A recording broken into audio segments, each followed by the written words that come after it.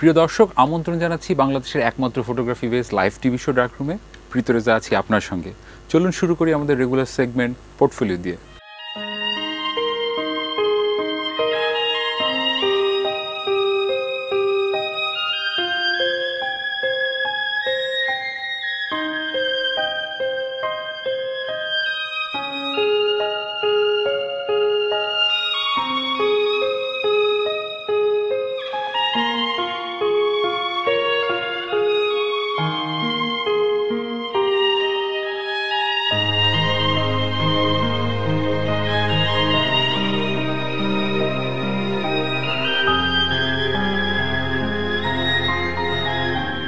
প্রিয় দর্শক, আজ আমরা পোর্টফোলিও সেগমেন্টে দেখলাম অ্যালেক্স ম্যাজোলির কাজ, ভীষণ শক্তিশালী একটি কাজ।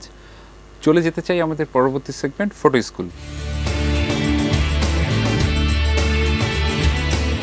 প্রিয় দর্শক, আজ আমরা ফটো স্কুলে কথা বলবো অত্যন্ত গুরুত্বপূর্ণ একটি বিষয়, সেটি হলো মডেল রিলিজ। মডেল রিলিজ কি?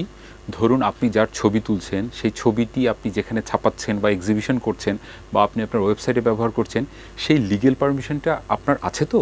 সেটি যার মাধ্যমে হয় সেটিকে আসলে মডেল রিলিজ বলা হয়। চলুন আমরা একটু ডিসপ্লের সাহায্যে নিয়ে ব্যাপারটা বুঝি। ধরুন মডেল রিলিজ হচ্ছে এক ধরনের বেসিক্যালি কন্ট্রাক্ট পেপার। আপনি যার ছবিটি তুলছেন তিনি আপনাকে কাগজে কলমে লিগেলি আসলে আপনাকে অনুমতি দিচ্ছে আপনার ছবিটি ব্যবহার করার জন্য। এটা বিভিন্ন ফরম্যাটে হতে পারে। চলুন আমরা কিছু ফরম্যাট দেখাই। ধরুন আপনি আপনার কোম্পানির নাম থাকছে, আপনি যার ছবি তুলছেন তার নাম থাকছে, আপনি যদি কোনো বাচ্চার ছবি তুলেন তখন তার বাচ্চার বাবা মার থেকে আপনার সেই অনুমতিপত্রটি থাকছে। মডেল রিলিজে আপনি বিভিন্নভাবে বা বিভিন্ন ফরম্যাটে আসলে আপনি ছাপাতে পারেন। এই প্রয়োজনটুকু আপনার উপর নির্ভর করবে যে আপনার জন্য কোন কোন বিষয়টি গুরুত্বপূর্ণ।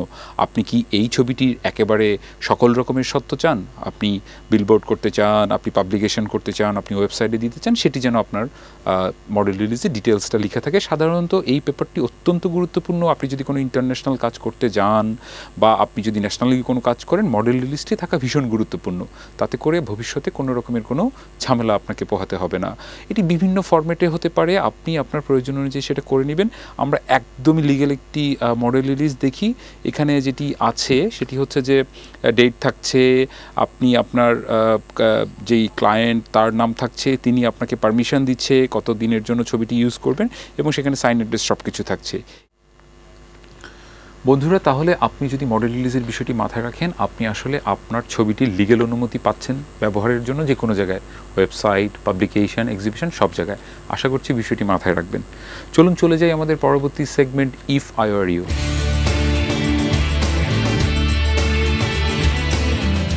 প্রথম যে ছবিটি আমার সামনে আছে সেটি হচ্ছে রহমা বিনতে নূর। রাহমা, আপনার ছবিটি ভীষণ সুন্দর কনসেপ্ট, কোনো সন্দেহ নেই, কিন্তু যেটি হয়েছে শাটার অ্যাপারচারের প্রপার ব্যবহার না থাকাতে আপনার ছবিটি দেখতে ভালো লাগছে না, ছবিটি শার্প না, খুব সম্ভবত এটি রেজুলেশনও কম। আপনি বোধহয় মোবাইলে ট্রাই করেছেন। এই ধরনের ছবি তোলার ক্ষেত্রে যেটি করা উচিত আপনার, আপনি যদি মোবাইল দিয়েও ছবিটি তোলেন সর্বোচ্চ রেজুলেশনে তোলা উচিত এবং ভিন্ন ভিন্নভাবে আসলে ট্রাই করা উচিত। এখানে আসলে আকাশের থেকে যে মেঘের রঙটি আসছে সেটি কিন্তু একদমই বার্ন হয়ে গেছে। আশা করছি এক্সপোজারের বিষয়টি, শাটার অ্যাপারচারের এই কম্বিনেশনটি পরবর্তীতে খেয়াল রাখবেন। চলে যেতে চাই পরবর্তী ছবিতে। পরবর্তী ছবিটি পাঠিয়েছেন রিমন মেহেদি। রিমন, নিঃসন্দেহে ভীষণ সুন্দর। আপনি খুব মজার একটি ছবি তোলার চেষ্টা করেছেন। পাখি ছিল এক পাশে, বিমান যাচ্ছে এক পাশে। খেয়াল করে দেখুন আসলে কালারের জন্য আসলে ছবিটি দেখতে ভালো লাগছে না। আপনি যদি একটু হোয়াইট ব্যালেন্সটির বিষয়টি মাথায় রাখতেন, আপনি যদি আকাশের সঠিক রঙটি আনতেন, সেটি ভালো লাগতো দেখতে। অথবা আপনি যদি একদমই এটিকে ব্ল্যাক অ্যান্ড হোয়াইট করে দিতেন তাহলে হয়তো আরেকটু দেখতে ভালো লাগতো। আর ফোকাসের বিষয়টি একটু মাথায় রাখতে হবে। যদিও জানি যে এটা এক ধরনের মোমেন্ট, খুব জলদি ছবিটি তোলা হয়েছে, বিষয়টি মাথায় রাখবেন। পরবর্তীতে যেই ছবিটি আমাদের সাথে আছে সেটি হচ্ছে রিমন। রিমন, প্রথমেই বলছি যে আপনার সাবজেক্ট প্লেসমেন্টটা ভীষণভাবে ইম্পর্টেন্ট, এবং এই ধরনের ছবির ক্ষেত্রে যদি আমরা একটু সেট আপ করে তুলি তাতে কিন্তু কোনো অসুবিধা থাকছে না। সেক্ষেত্রে হয়তো এই বিক্রেতাকে যদি আমি বলতাম যে একটু ডাউন হয়ে যদি আমি শুধু চোখটা এই গ্যাপে পেতাম তাহলে হয়তো সেটি দেখতে ভালো লাগতো, এবং এই হাতটি কিন্তু আসলে দেখতে ভালো লাগছে না। আশা করছি পরবর্তীতে এই বিষয়গুলি মাথায় রাখবেন। পরবর্তী ছবিটি সুমন পাঠিয়েছেন আমাদেরকে। সুমন, বোঝা যাচ্ছে হয়তো গাড়ি বা সিএনজির মাঝখান থেকে তোলা, সে কারণে পেছনে কর্নারটি চলে এসেছে, কিন্তু একদমই রেগুলার একটা স্ন্যাপশট, কিন্তু এই ধরনের ছবিগুলো কিন্তু আমরা আরও একটু মজা করে তোলা উচিত। কেন সিএনজিটা একটু দাঁড়িয়ে আমরা ট্রাই করব না? সেক্ষেত্রে কিন্তু আমি আরও ভালো একটি ছবি পেতাম, আমি আরও আকাশ পেতাম, আমি আমার কম্পোজিশনটা আরও পছন্দ মতো ব্যবহার করতে পারতাম। আশা করছি যে পরবর্তীতে বিষয়টি মাথায় রাখবেন।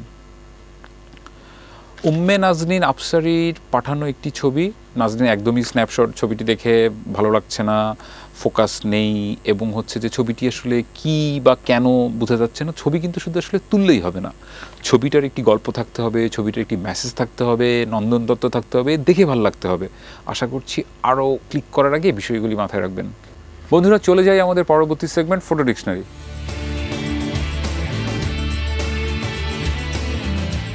প্রথম আজকের ফটো ডিকশনারিতে যে শব্দটি আছে সেটি হলো ফিক্সড অ্যাপারচার। সাধারণত আমরা আমাদের ফটোগ্রাফির ভাষায় অনেক সময় বলে থাকি অল থ্রু অ্যাপারচার। ধরুন আপনি যেই আপনার হয়তো সবচেয়ে ওপেন অ্যাপারচারটি হচ্ছে 2.8, আপনি আপনার লেন্সের সকল ফোকাল লেন্থে যখন আসলে সেই 2.8 অ্যাপারচারটি ইউজ করতে পারেন, সেই ধরনের অ্যাপারচারকে বলা হয় সাধারণত ফিক্সড অ্যাপারচার, বা আমরা অল থ্রু ফোকাল লেন্থ বলে থাকি। পরবর্তীতে যে শব্দটি আছে সেটি হচ্ছে ফিক্সড ফোকাল লেন্থ, বা আমরা অনেক সময় এটাকে প্রাইম লেন্স বলে থাকি। সাধারণত এটি কোনো জুম লেন্স না, একটি নির্দিষ্ট ফোকাল লেন্থই সাধারণত আপনি অ্যাক্সেস করতে পারবেন। সেটা হতে পারে 35 বা 50 বা 85। সাধারণত সব ফটোগ্রাফারেরই কিছু ফিক্সড ফোকাল লেন্থের লেন্স থাকে।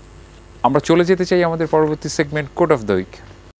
এ picture is a secret about a secret, the more it tells you the less you know. Diane আরবার্সের সেই বিখ্যাত উক্তিটি আমরা আজ আমাদের কোট অফ দ্য উইকে রাখলাম।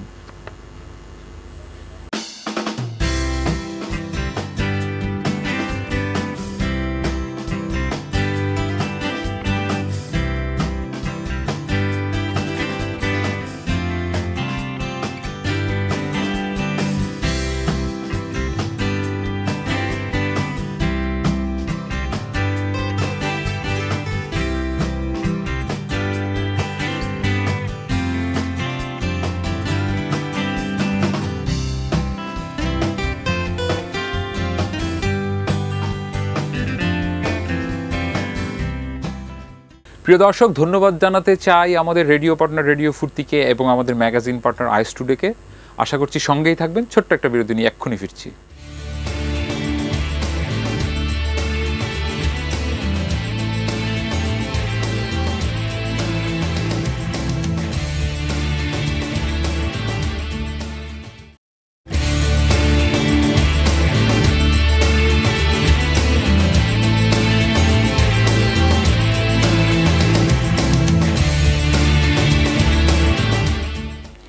প্রিয় দর্শক, সঙ্গে থাকার জন্য ধন্যবাদ। আজ আমাদের সাথে অত্যন্ত মজার একজন মানুষ আছেন, যিনি শুধুমাত্র একজন আলোকচিত্রীই নন, যিনি একজন লেখক এবং সংগঠক, আমাদের সবার অনেক পছন্দের সুদীপ্ত সালাম। সালাম ভাই, আপনাকে অনেক ধন্যবাদ আমাদের ডার্করুমের সেটে আসার জন্য।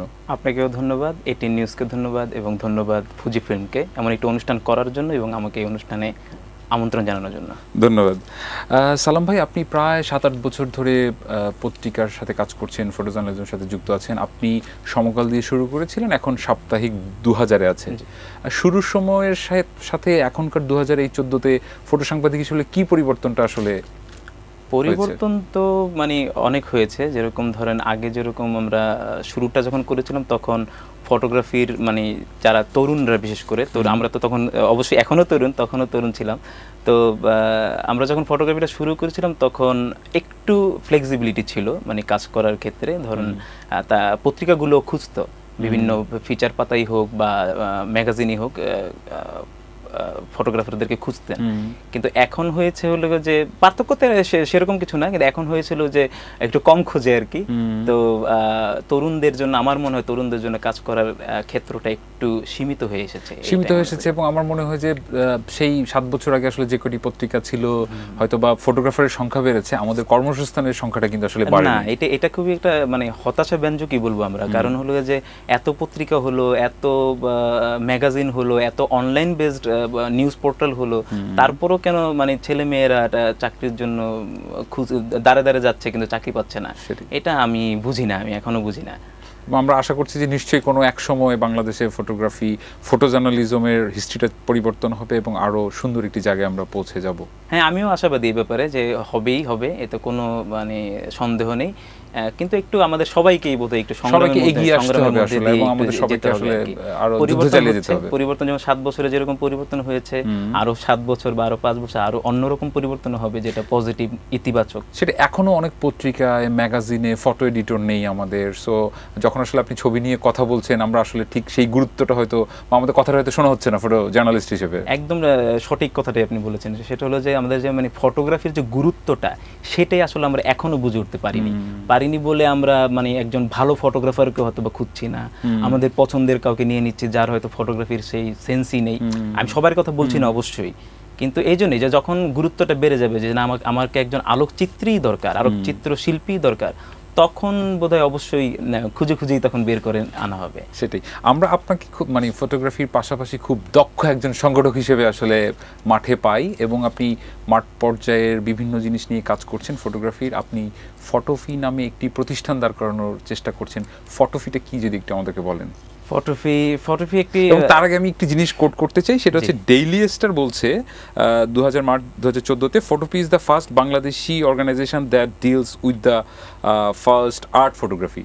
সো আর্ট ফটোগ্রাফি একটু আমার দর্শকদের জন্য একটু বুঝিয়ে বলবেন। হ্যাঁ, এটা হলো ওইটা বলেছে বোধহয় fine art photography. Fine art photography, fine art photography সেটা হলো আমরা আর কি বলি বা চেষ্টা করি বলবো আর কি। ফাইন আর্ট ফটোগ্রাফিটা হলো যে যেরকম ধরনের চারুকলা বিভিন্ন বিভাগ, আপনি যখন ফাইন আর্টস বলেন তখন আমরা দেখবো যে এটার বিভিন্ন জেনার রয়েছে, বিভিন্ন ক্লাসিফাই করা আছে, যেরকম ধরুন ভাস্কর শিল্প বা টেরাকোটা, মুরাল বা বিমূর্ত কলা, এরকম বিভিন্ন, যেরকম আরও রয়েছে ল্যান্ডস্কেপ, এরকম সেরকমই আমরা মনে করি যে ফাইন আর্টস, আমিও এবং আমাদের যে দল, আমরা মনে করি যে ফাইন আর্টসের একটি অংশ হলো ফাইন আর্ট ফটোগ্রাফিও, যেটা ফটোগ্রাফি ভিজুয়াল আর্টের অন্যতম গুরুত্বপূর্ণ স্তম্ভই আমরা বলবো।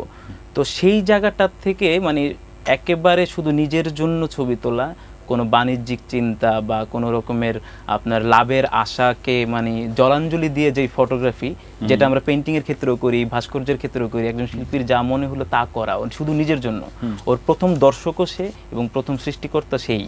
এরকমভাবে ফটোগ্রাফিটাকেও আমরা চাচ্ছি যে এরকমভাবে ফটোগ্রাফিটাকেও যাতে প্রতিষ্ঠা করা যায়, সেই চিন্তা থেকে আমরা ফটোগ্রাফিটা করি। তেমনিভাবে আমরা যেরকম ওই ফটোফির কথা বললেন আপনি, ফটোফি ফাইন আর্ট ফটোগ্রাফি উৎসবও করার চেষ্টা করে প্রতি বছর। এই বছর আমরা তৃতীয়বারের মতো এটা করব এই বছরের শেষের দিকে।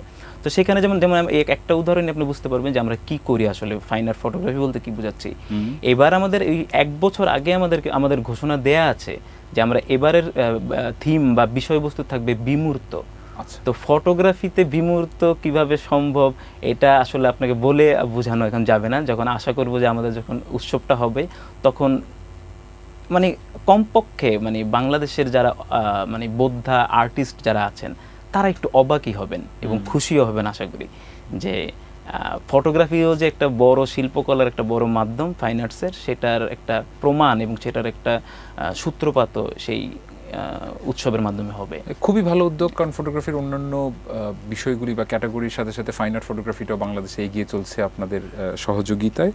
আপনি ফটোগ্রাফি বেশ অ্যাক্টিভ দেখা যায় মাঠ পর্যায়ে, বিভিন্ন ধরনের কাজের সাথেও যুক্ত। আপনি মাঠ পর্যায়ের কাজটাকে এত গুরুত্ব দিচ্ছেন কেন আসলে? মাঠ পর্যায়ে এটাই হলো যে আমরা যখন এই সংগঠনটা করি, আমি এবং আমার বন্ধু মাহমুদুল হাসান রুবেল, ও থাকে কানাডায়, তো আমরা দুজন যখন দেখলাম যে আমাদের না ফটোগ্রাফি নিয়ে কিছু করা উচিত, তখন মোটো হিসাবে ঠিক করলাম আমরা যে আর্ট ফটোগ্রাফি বা ফাইন আর্ট ফটোগ্রাফি যাই বলি না কেন, তো আমরা তখন দেখলাম কি যে সবাই ওই ফেসবুক কেন্দ্রিক অনলাইন ভিত্তিক হচ্ছে, গুড, অনেক ভালো, এটা হওয়াই উচিত।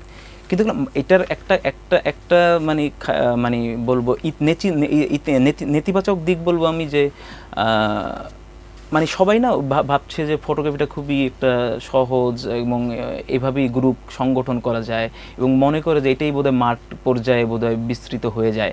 কিন্তু আমরা দেখেছি যে না, মাঠ পর্যায়ে কাজ বলতে আমরা যেটাকে বুঝি সেটা হলো অন্তত কিছু কর্মশালা, কিছু ফটোওয়ার্ক, কিছু কোর্স, কিছু উৎসব, কিছু প্রদর্শনী, এগুলো সব কিছুর একটা সমন্বিত প্রয়াসকে আমরা মনে করি। যেমন ধরেন আরেকটা ব্যাপার হলো যে আমি যদি বলি যে আমার অনলাইন গ্রুপ, হ্যাঁ, তাহলে কি আপনি কি বলবেন না যে যেই ছেলেটা ধরেন সেই ভুরিমারি জেলার অন্তর্ভুক্ত যেই ছেলেটা, সেই ছেলেটা বা মেয়েটা, সে তো ধরেন ওর অ্যাক্সেস নাও থাকতে পারে ইন্টারনেটে, তো ও কিভাবে ফটোগ্রাফিটা পাবে? তো আমাদের সাথে যেমন আমরা ফটোগ্রাফি থেকে দেখেছি আমাদের সেই নেত্রকোনা বলেন, যশোর বলেন, আমাদের সেই সব জায়গা থেকে আমাদের সাথে যোগাযোগ ছেলে মেয়েদের হচ্ছে। আমাদের একজন মেম্বারও আছেন যার নাম যিনি ফরিদপুর থেকে আমাদের এখানে কর্মশালা করতে আসেন। তো এই সুযোগগুলো না মাঠ পর্যায়ে সম্ভব। আপনি ওই অনলাইনে অত্যন্ত জরুরি এবং খুবই দরকারি আমাদের অনলাইনের, কিন্তু সাথে সাথে মাঠ পর্যায়ে না হলে না এই অনলাইনের সকল কর্মযজ্ঞই না বিফল হবে বলে আমার ধারণা। সেজন্যই বোধ হয় আমাদের বিখ্যাত আলোকচিত্রী আবির আব্দুল্লাহ আপনাকে বলেছেন আলোকচিত্র চর্চা, আন্দোলন এবং সৃষ্টিশীলতার নিবিষ্ট সৈনিক। জানি না, কিন্তু আসলে আবির ভাই আমাকে অত্যন্ত স্নেহ করেন এবং আবির ভাই আমার জন্য অনেক অনেক বড় একজন মাপের মানুষ আমার কাছে। তো হ্যাঁ, উনিও দেখেছেন যে আমি একটু চেষ্টা করি কাজ করতে, আমরা একটা দলগতভাবে চেষ্টা করি কাজ করতে, এবং আমাদের বিভিন্ন কাজে আবির ভাইকে সহ এবং অন্যান্য সবাইকে, যেমন আপনাকেও আমরা পেয়ে যাই। তো আপনাদেরকেও ধন্যবাদ, আপনারা না থাকলে আমরা কখনই এগিয়ে যেতে পারতাম না বা সামনেও এগিয়ে যেতে পারবো না। আপনি লেখালেখি করেন এবং সেটা বাংলায় লিখেন, সেটা আমাদের জন্য খুবই আনন্দের বিষয়।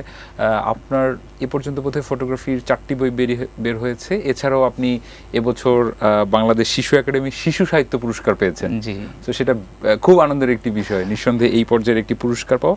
আপনার ফটোগ্রাফি বইগুলো সম্পর্কে যদি বলেন, এর মধ্যে একটা আহসান হাবিবের কবিতা নিয়ে একটা বই ছিল বোধহয়, একটু যদি আমাদেরকে বলেন। সেটা হলো যে আমরা আমাদের প্রথম দিকের পাবলিকেশন এটাও ওই যে মাঠ পর্যায়ে, এটাও একটা অংশ মনে করি আমরা। মাঠ পর্যায়ে যে কাজ, আপনি খেয়াল করবেন যে আমাদের কিন্তু ফটোগ্রাফির বাংলা বই নেই, তেমন বই নাই বললেই চলে, বা একাডেমিক লেভেলে তো আরও নাই, সেখানে বোধহয় ইংরেজি বইগুলোকে বেশি প্রাধান্য দেওয়া হয়। কিন্তু তার মানে কি আমার যে বাঙালি ছেলেটা যে ইংরেজিতে খুব বেশি ভালো না, সে কি তাহলে ফটোগ্রাফি শিখবে না? তো এর জন্য আমাদের এই ফটোগ্রাফি বইগুলো বের করার একটা উদ্যোগ আমরা প্রথমবার নিয়েছিলাম। তো তারই ধারাবাহিকতায় আমরা এই আমাদের একটা প্রতিযোগিতার মাধ্যমে আমরা আহসান হাবিবের কবিতাগুলোকে অবলম্বন করে একটা ফটো বুক করি আমরা।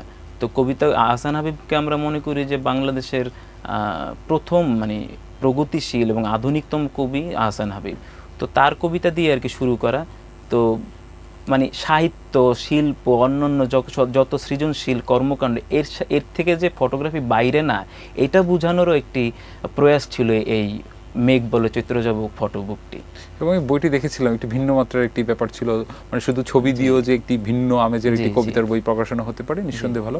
এবং আপনার ফটোক্তি একটি বই ছিল, বেসিকের উপর একটি বই ছিল, আরেকটি বই যেটি আমার সাথে আছে এখন, আমি দর্শকদেরকে একটু দেখাতে চাই, ফটোগ্রাফি ডিকশনারি, যেটি বাংলায় লেখা ফটো। এটা আমার মনে হয় যে তরুণ প্রজন্মের ফটোগ্রাফারদের জন্য নিঃসন্দেহে খুব কাজের হবে। এবং এই বইটির প্ল্যান মাথায় কীভাবে এলো, যে কেন মনে হলো যে বাংলায় আসলে একটি ফটো ডিকশনারি থাকা উচিত? এইটাই মানে আমার ক্ষেত্রে কি সবসময় হয়েছে কি, যে যখন দেখি কি আমি যখন নিজে কোনো কিছু খুঁজতে যাই এবং সেটা যদি আমি না পাই, তখন আমার এক ধরনের জেদ চাপে আমার মাথায়। তখন আমি করি বা যেই করে কাউকে দিয়ে করাতে চাই জিনিসটা, যে ওকে শুরু করি। যেমন ধরেন আমরা বলি যে আর্ট হিস্ট্রি পড়তে চাই কোনো একটা ছেলে, কিন্তু সে কিন্তু অনার্সে যদি তার ব্যাকগ্রাউন্ড মানে ফাইন আর্টস না থাকে, সে কিন্তু আর্ট হিস্ট্রি পড়তে পারবে না। কিন্তু কোনো বাংলাদেশ ছাড়া আমার মনে হয় না কোনো বিশ্বের কোনো দেশে এরকম কোনো পদ্ধতি আছে। আপনি পড়তে চান, আপনাকে পড়ার জন্য যথেষ্ট সুযোগ দেওয়া হবে। আপনার অনার্স নেই, আপনার জন্য অন্য কোনো বিকল্প পদ্ধতি থাকবে। আমাদের দেশে কিন্তু এটা নেই। তেমনিভাবে আমরা এই ফটোগ্রাফি ডিকশনে আমি যখন 2006-07 দিকে আমরা যখন ডিপ্লোমা করতে যাই, ডিপ্লোমা করার শেষে আমার মনে হলো যে ফটোগ্রাফি যেহেতু একটা বিজ্ঞান ভিত্তিক এবং একটু টেকনিক্যাল একটা শিল্প মাধ্যম, তো এটার ডিকশনারি থাকা অত্যন্ত জরুরি ছিল বাংলায়। সেটা নেই। আমি এটা কলকাতায় গিয়ে খুঁজেছি, আমি বাংলাদেশে তো নাই, কলকাতাতেও আমি পাইনি এবং নেই। এবং এই জন্য আমি তখন অন্য এমন কাউকেও পাইনি যে এত সময় নিয়ে, এটা 2.5 বছরে লেখা ছিল, এটা 2.5 বছর সময় আমার লেগেছে এটা লিখতে। তো এমন কাউকে দিয়ে লেখানোর সেই সাধ্য আমাদের ছিল না। হ্যাঁ, তো তখন আমি বাধ্য হয়েই বলবো একটা যে জেদ চেপে যে আমি নিজেই এই দায়িত্বটা নেই, যে তাহলে আমি লিখি। তো আমরা এই জন্য এটা বলি যে বাংলাদেশের প্রথম, বাংলাদেশেরই না শুধু বোধহয় বাংলা ভাষায় এটি প্রথম ফটোগ্রাফি ডিকশনারি বাংলায় এটা। তো ওইভাবেই আর কি এটা লেখা। এবং তখনও আমাদের ফটোগ্রাফি ছিল, এবং ফটোগ্রাফির ওই যে মাঠ পর্যায়ে কাজের একটি অংশ হিসেবে এটাও আমাদের। এবং নিঃসন্দেহে এটি একটি খুব ভালো একটি জিনিস হয়ে দাঁড়িয়েছে তরুণ ফটোগ্রাফারদের জন্য। বলতে চাই, ফটোক্তি নামে যে বইটি, সেটি কীরকম? ফটোক্তি হলো যে আমাদের ব্যাপারটা কি, ফটোগ্রাফিটা হয়ে যাচ্ছে খুবই একদম মানে নর্মাল একদম একটা সাধারণ, অতি সাধারণ একটা ব্যাপার, ভাত খাওয়া, পানি খাওয়া, এরকম যেন হয়ে যাচ্ছে। আমি মানে বিশেষ করে এখনকার যে ফটোগ্রাফি, এটার জন্যই বলছি এই কথাগুলো। তো তখন মনে হলো কি আমাদের আসলে একটা অন্যতম সমস্যা কি, আমরা যখন শিল্পকলার চর্চাটা করি তখন আমাদের না কোনো ইন্সপিরেশন থাকে না, মানে অনুপ্রেরণা যেটাকে আমরা বলি। অনুপ্রেরণা হতে পারে আমাদের বড় বড় ফটোগ্রাফাররা, বড় বড় শিল্পীরা, এবং অন্যান্য মাধ্যমে আমার বাবাও হতে পারে আমার অনুপ্রেরণা। তেমনি ওই ভাবনা থেকেই এই ফটোক্তি বইটা করা। ফটোক্তিতে হলো গিয়ে বিশ্বের যত বড় বড় মনীষী আছেন তাদের ফটোগ্রাফি সংক্রান্ত তাদের যে মতবাদ বা প্রবাদ বা বিভিন্ন বাণী, সেগুলোকে অনুবাদ করে একটা সংকলন করা, যাতে ছেলে মেয়েদের হাতে, এটা ছোট করে এতটুকু একটা বই, তো যাতে ছেলে মেয়েদের হাতে থাকলে একটু বের করে তারা যেন অনুপ্রেরণা পায় যে ফটোগ্রাফিটা আসলে কত বড়, কত গভীর, কত মজার। এই জন্য এটা করা।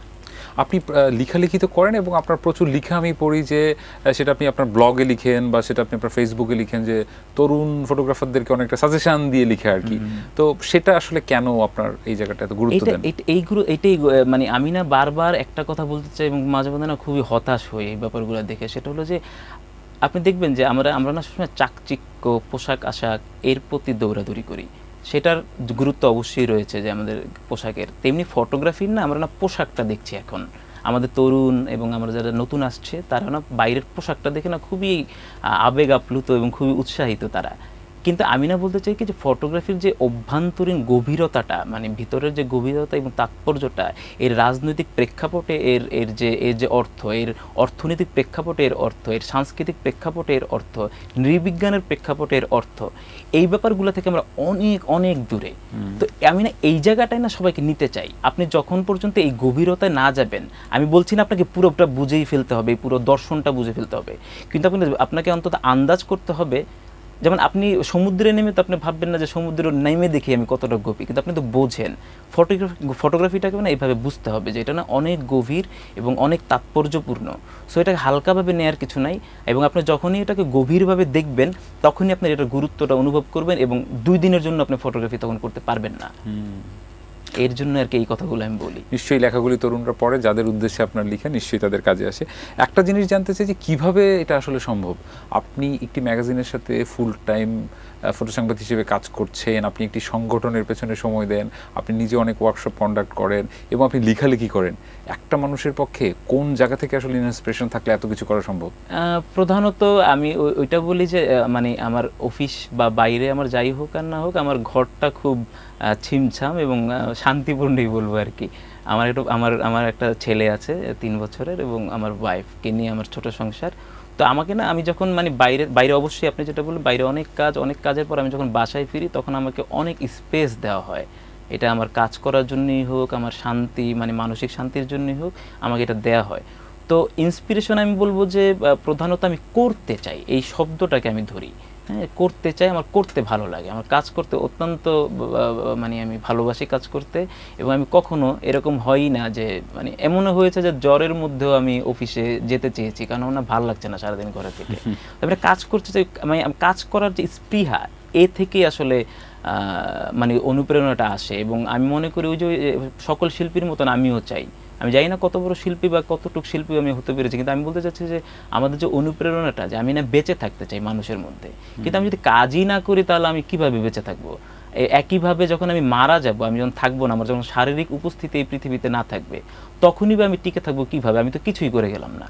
তো আমি যখন অনেক কাজ করে যাব, তার মধ্যে কিছু কাজ অবশ্যই টিকে যাবে, যার জন্য সবাই বলবে যে হ্যাঁ আমি ছিলাম। আমার ছেলে বলবে যে হ্যাঁ আমার বাবা ছিলেন একজন। হ্যাঁ, এই যে আমার বাবার এই বইগুলো, আমার বাবা এটা শুরু করেছিলেন। আমি এভাবে না আমি ভিজুয়ালাইজ করি যে আমার ভবিষ্যৎটা বা আমি না থাকলেও আমার আপনার কাজের মাধ্যমে আসলে আমরা টিকে থাকতে চাই।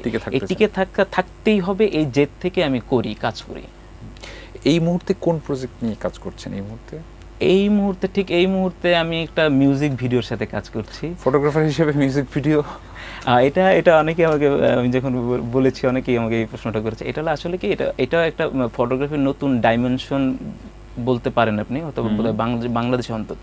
কি করছেন আসলে? হ্যাঁ, এটাই বলছি আমি। সেটা হলো যে শান্তনু বিশ্বাস নামে একজন সিঙ্গার রয়েছেন, খুব জনপ্রিয়, বিশেষ করে উনি কলকাতায় খুবই জনপ্রিয় সিঙ্গার। ওনার একটা কিছুদিন আগে ওনার একটা মিউজিক অডিও অ্যালবাম বেরিয়েছে খড়কুটো নামে। আচ্ছা, তো খড়কুটোর কিছু গান রয়েছে, ওই গানের মধ্যে একটি গান মিউজিক ভিডিও করা হচ্ছে, ইফতেখার বান্টি নামে উনি পরিচালক এটা।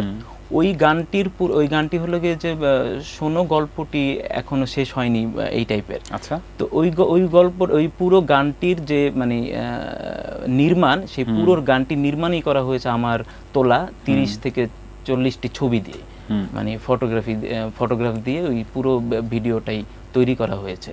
তো ওইটা নিয়ে আমরা কাজ করছি, কাজ প্রায় শেষ, এখন এটা মানে পাবলিশ হওয়া বাকি আর কি। খুব শীঘ্রই আমরা একটা ভিন্ন একটি মজার কাজ দেখতে পাবো। হ্যাঁ, বোধহয় আমিও আশা করছি, আমি নিজেও দেখিনি এখনো, কিন্তু ছবিগুলো পাঠিয়েছি এবং তারা অত্যন্ত খুশি, একসাথে আমরা কাজ করতে পেরে তারাও খুবই আনন্দিত। তো দেখি কি হয়।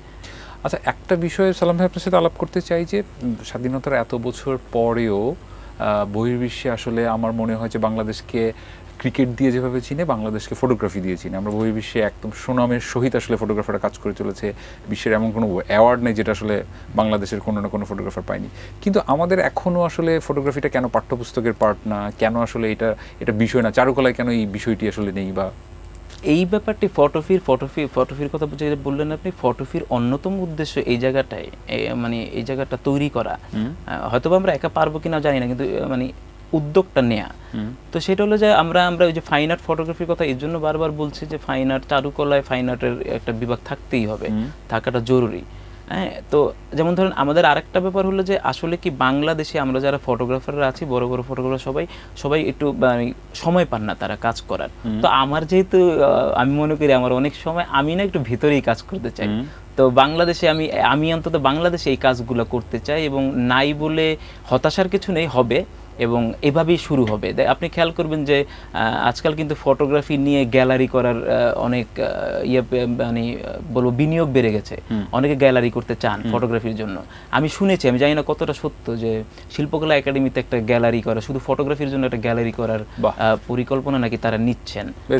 তো আমি এটা শুনলাম, তো শুনে ভালো লাগছে। তো দেখেন পরিবর্তন কিন্তু হচ্ছে, এবং খুব বড় বড় উদ্যোগ দিয়েই হচ্ছে। আমি বলবো হয়ে যাবে, এটা আমি নিশ্চিত যে ইনশাআল্লাহ। আমরাও স্বপ্ন দেখতে চাই যে একসময় বাংলাদেশের ফটোগ্রাফি নিয়ে আরো গভীরভাবে পড়া যাবে, সামাজিকভাবে তার স্বীকৃতি বাড়বে। বাইরের আজকাল পাঠশালায় যেমন বাইরে থেকে এসে মানুষ ফটোগ্রাফি পড়ে, তখন আসলে নিশ্চয়ই পাবলিক বিশ্ববিদ্যালয় বা প্রাইভেট বিশ্ববিদ্যালয়তে শুধুমাত্র ফটোগ্রাফি পড়া যাবে। আরেকটি বিষয় নিয়ে আপনার সাথে আমি কথা বলতে চাই। ধরুন ফটোগ্রাফির এই সামগ্রিক উন্নয়নের জন্য আর কি বিষয় নিয়ে আসলে আমাদের কাজ করা উচিত বলে আপনি মনে করেন? প্রধানত আমি মনে করি যে বুদ্ধিবৃত্তিক জায়গায় আমাদের ফটোগ্রাফিটাকে উন্নীত করতে হবে। এটার কোনো বিকল্প নাই। আজকে যেমন ধরেন যে এখনো আপনি নিজেও ভালোভাবেই জানেন যে বিভিন্ন পত্রিকা, আমি সব পত্রিকার কথা বলছি না, পত্রিকাতে ফটোগ্রাফারকে ৩য় শ্রেণীর মর্যাদার একজন কর্মী হিসেবে রাখা হয়। আসলে কিন্তু কাগজে কলমে সে ৩য় শ্রেণীর না, কিন্তু আমাদের যে আচরণ, একজন রিপোর্টার একজন ফটোগ্রাফারের উপর মানে মানে নাড়ায়, এটা বলতে পারেন আর কি। এই জায়গাগুলো অন্যতম কারণ কি, আমাদেরই এটার প্রধান দায়িত্বটা আমাদের উপরই পড়ে, যে আমরা যে শুধু ফটোগ্রাফার মানিয়ে যে শুধু যে ব্যাগ কাঁধে নিয়ে বললেন আর দৌড় দিলাম একটা গিয়ে, তারপরে একটা ছবি তুলে নিয়ে আসলাম, এরকম জায়গাটা। আমরা পড়ালেখা করি না, আমাদের অনেক বেশি পড়তে হয় না, আমরা বই পড়ি না, আমরা ফটোগ্রাফি নিয়ে কি হচ্ছে না হচ্ছে সেসব দেখি না, খবর রাখি না। এই ধরনের এই জায়গাটা থেকে আমাদের বেরিয়ে আসতে হবে। এবং আমার মনে হয় যে আমাদের কি আসলে তৈরি হতে হবে, আমাদের কি আসলে আমাদের জায়গাটা করে নিতে হবে। আমরা যে আপনি যেমন আপনি আপনার রিপোর্টার, আমি শুধু মানে উদাহরণ হিসেবে শুধু পত্রিকার কথা বলছি, এটা আসলে সব ক্ষেত্রেই। আপনি আপনার রিপোর্টারকে কিন্তু সম্মান করেন, কেন? আপনি না ওর বুঝতে পারেন, ওর সাথে চলে ফিরে যে ও শিক্ষিত, ও ভালো রিপোর্ট করে, ও ভালো জানাশোনা আছে, ও পড়াশোনা করে। তেমনি আপনার রিপোর্টারকেও জানতে হবে যে আপনি খুব পড়াশোনা করেন, আপনিও হেলা ফেলার মানুষ না।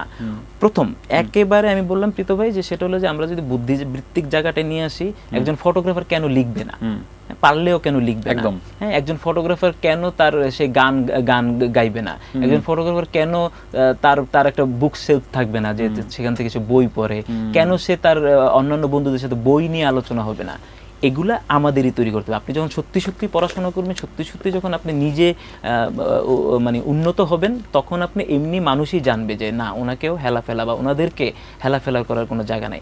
এইটা প্রথম, বাকিগুলো আমি বলবো যে পরে। আমাদের এই জায়গাটা অনেক চ্যালেঞ্জের জায়গা, আমি মনে করি এটা প্রথম। বাকিগুলো আমরা সবাই জানি যে ওই ইনস্টিটিউট করতে হবে, ওই গ্যালারি করতে হবে, ওই এই জায়গায় তৈরি করতে হবে, কিন্তু প্রথমত আমার মনে হয় যে যুদ্ধটা আসলে নিজেকে শুরু করতে হবে, প্রথমে নিজেকে তৈরি করতে হবে, তখনই তো আসলে আমি সামগ্রিকভাবে আসলে ফটোগ্রাফির এই মানটা উন্নয়ন। এর জন্য আমরা ফাইন আর্ট ফটোগ্রাফির কথা এর জন্যই বলি যে ফাইন আর্ট ফটোগ্রাফি বা আর্ট ফটোগ্রাফি যখন আপনি বলেন না, আপনি যখন নিজেকে শিল্পী হিসেবে প্রতিষ্ঠা করতে পারেন, তখন তো এমনিতেই আপনি আপনার আলো চারিদিকে ছড়াবে। খুব ভালো লাগলো আজকে সালাম ভাই আপনার সাথে কথা বলে। আমি শিওর যে দর্শকরা নতুন করে আবার জানলো অনেক কিছুই ফাইন আর্ট ফটোগ্রাফি সম্পর্কিত। বিশেষ করে আমরা আপনার স্মৃতিটুকু ধরে রাখতে চাই। আমাদের সাথে ফুজি ফিল্মের সৌজন্যে খুব মজার একটি ক্যামেরা আছে, আমরা আপনার একটি ছবি তুলতে চাই। অবশ্যই। খুব মজার বিষয় হলো এই ছবিটি মাত্র 20 সেকেন্ডে প্রস্তুত হয়ে যায়। যে কোনো ইভেন্টে আমার মনে হয় যে এই ধরনের ক্যামেরায় আসলে খুব মজা করে স্মৃতি ধরে রাখা যাবে। সালাম ভাই, আপনাকে ফুজি ফিল্মের জন্য এই ছোট উপহারটুকু দিতে চাই। অনেক ধন্যবাদ আপনাদের পুরো টিমকে। ধন্যবাদ। প্রিয় দর্শক, আমরা আজ কথা বললাম একজন কাজ পাগল মানুষের সাথে। এই ধরনের মানুষগুলি যখন আসলে ফটোগ্রাফি নিয়ে কাজ করবে, নিশ্চয়ই আমরা আমাদের লক্ষ্যে পৌঁছে যাব। আমরা আমাদের স্বপ্ন দেখতে তারা সাহায্য করে এবং আমাদের স্বপ্নে পৌঁছাতে তারা সাহায্য করে। সবাই ভালো থাকবেন। শুভরাত্রি জানিয়ে আজকের মতো শেষ করছি।